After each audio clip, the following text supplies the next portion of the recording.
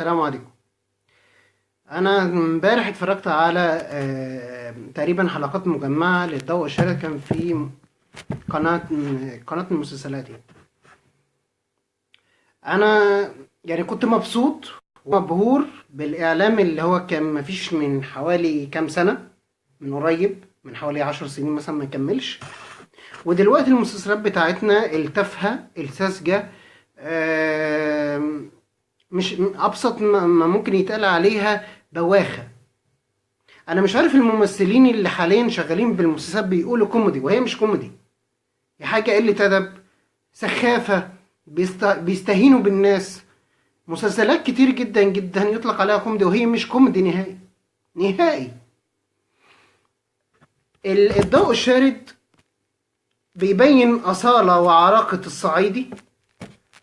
الضوء الشارد بيبين إن في حب وفي خير، في أخطاء من مجتمع بسيط جدا، بس في الآخر بينتهي في آخر الحلقة في مشاعر، نظرات عيون فقط.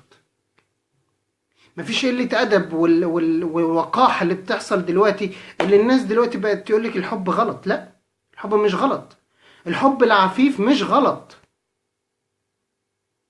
أنا بقول تاني وقلتها لأكتر من 3 فيديوهات، وبقول تاني: لو سمحتوا يا منتجين يا ممثلين، اعملوا حاجة هادفة، اخلقوا الحب، اخلقوا الحب. وفين التاريخ اللي ضاع مش لاقيينه؟ فين الفتوحات الإسلامية وفين الغزوات وي وي وي؟ بأن احنا ما عندناش قصص مخابرات تشجع على الحب الوطن تاني. كلهم ماتوا خلاص، ما فيش غير رأفت الهجان و... والقصص القديمة. ما فيش حد تاني، ما فيش أي قصة تانية بشكل تاني. يا جماعة، ده في بلاد اخترعوا لنفسهم وطن من جديد، بس من مسلسلاتهم وافلامهم. والهند معروفة، نص الافلام والمسلسلات عن الوطن وحبهم للوطن، ان كان من الشرطة او الجيش، والنص التاني حب ورقص.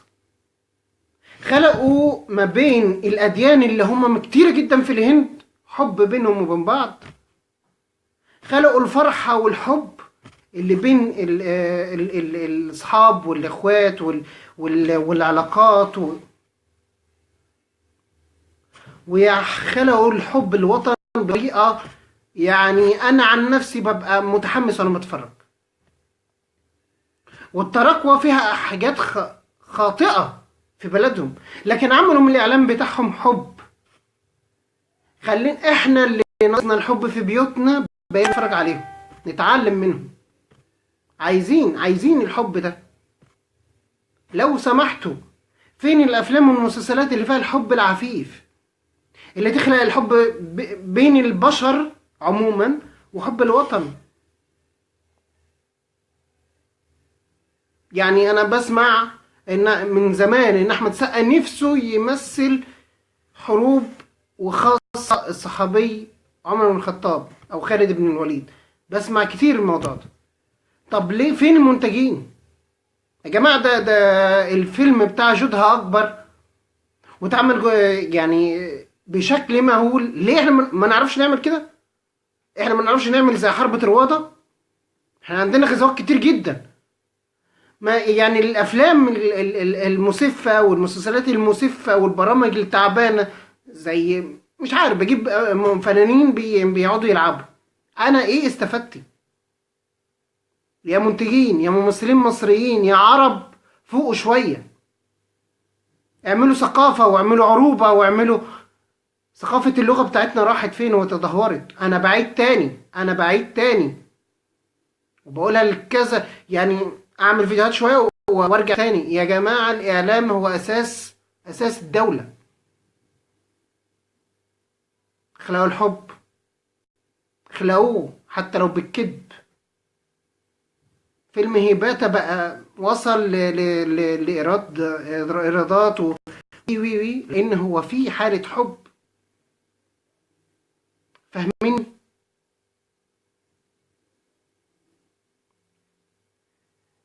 لو وصلنا بس بالإعلام بكم فيلم وطني يحبب فيه الأجيال اللي طالعة يحبوا الوطن.